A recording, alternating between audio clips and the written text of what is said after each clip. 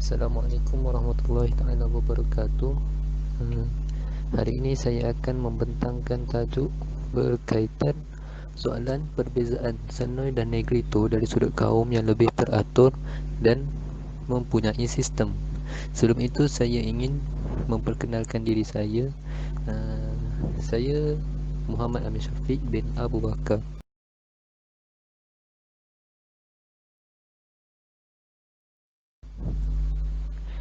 Bergerak pada pengenalan, mengikut sejarah manusia telah mula menghuni tanah Melayu di mana terdapat 3 kumpulan orang asli di semenanjung tanah Melayu yang dikenali sebagai Negrito, Senoi dan Melayu asli.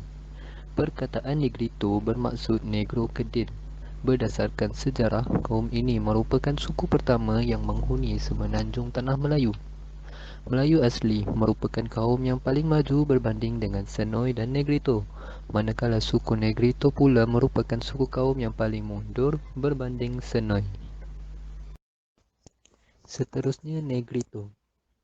Negrito merupakan suku kaum yang paling tertua dan paling tidak teratur kehidupannya. Mereka hidup secara nomad dan berpindah randah.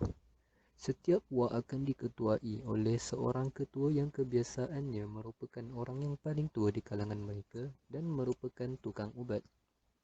Seorang ketua akan diberikan kuasa penuh terhadap orang-orang yang dipimpinnya walaupun taraf kehidupannya sama dengan orang lain di dalam puaknya.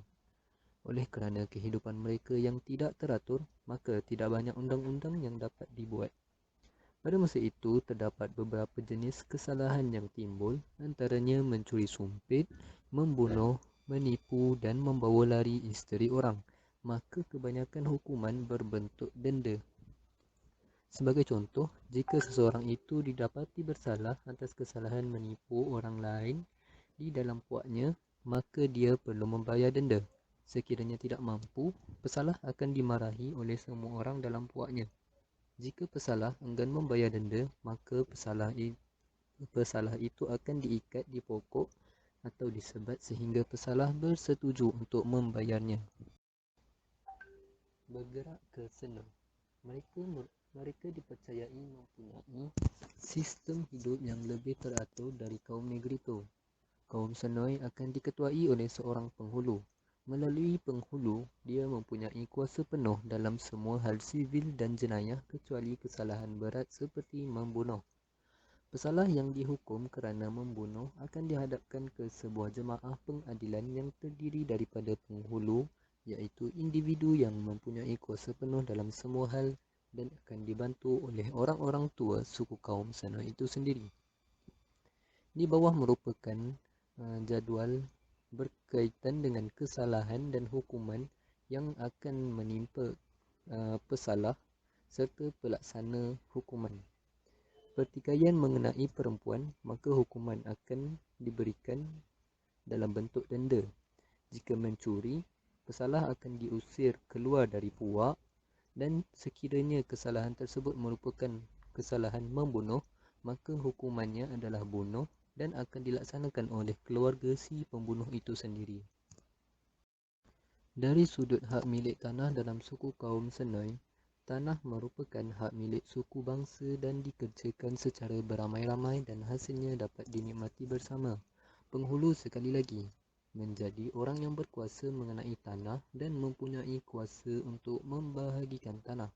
Bagi tanah yang diwarisi, waris si mati akan diutamakan untuk memiliki tanah tersebut. Akan tetapi, sekiranya si mati tidak mempunyai waris, maka tanah tersebut akan jatuh di bawah penguasaan penghulu. Berbincang soal bagaimana mereka melangsungkan kehidupan dengan keperluan asas seperti bekalan makanan, kaum Senoi mempunyai kontrak yang diamalkan mereka untuk memperoleh bekalan makanan, tetapi bergantung kepada barang yang diberikan. Contohnya seperti raja di bawah. Sekiranya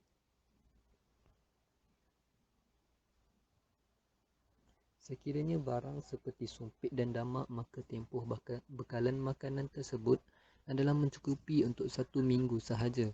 Sekiranya barang yang diberi adalah kain selampit dari kulit kayu, maka tempoh bekalan makanan adalah 30 hari. Dan sekiranya barang tersebut disewa, maka hendaklah dibayar dalam bentuk bekalan makanan.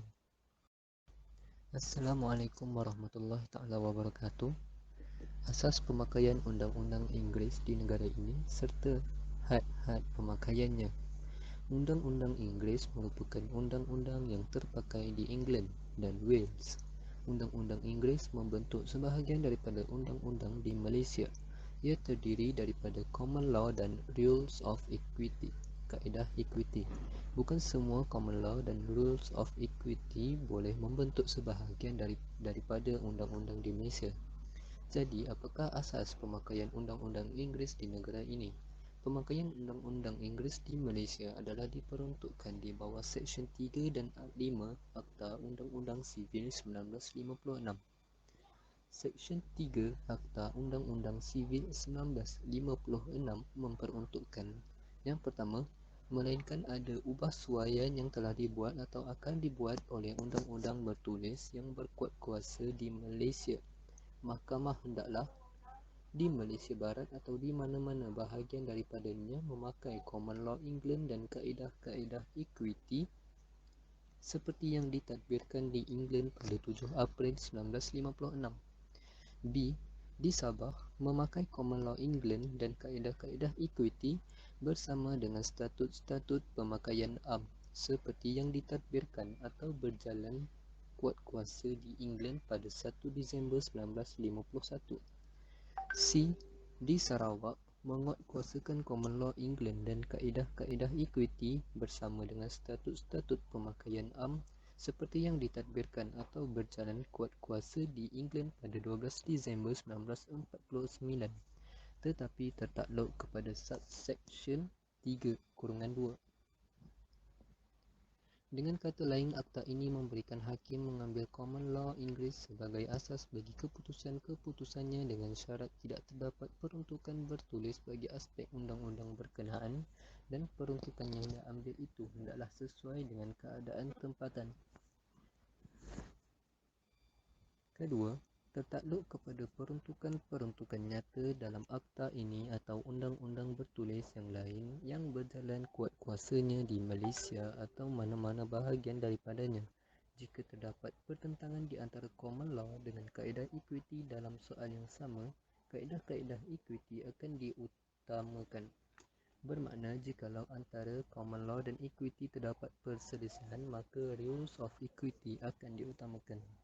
Melihat kepada Seksyen 5 Akta itu pula memperuntukkan: satu, dalam semua soal dan isu yang timbul dan yang harus diputuskan di negeri-negeri Malaysia Barat berkenaan dengan undang-undang perkongsian, perbadanan, bank dan urusan bank, prinsipal dan ejen, pengangkutan dengan jalan udara, darat dan laut, insurans laut, kerugian laut, insurans api dan nyawa, dan berkenaan dengan undang-undang persaudagaraan umumnya, undang-undang yang akan ditadbirkan hendaklah sama seperti undang-undang yang ditadbirkan di England dalam perkara yang serupa itu pada tarikh undang-undang itu dikuatkuasakan, kecuali dalam mana-mana keadaan di mana peruntukan lain telah atau akan dibuat dalam mana-mana undang-undang bertulis.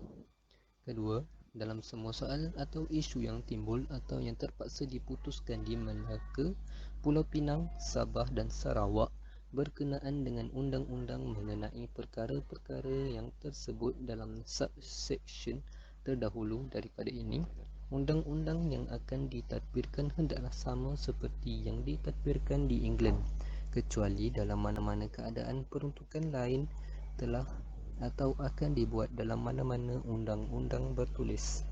Kesimpulannya, di Malaysia penggunaan undang-undang Inggeris adalah tertakluk kepada Seksyen 3 dan 5 Akta Undang-Undang Sivil 1956.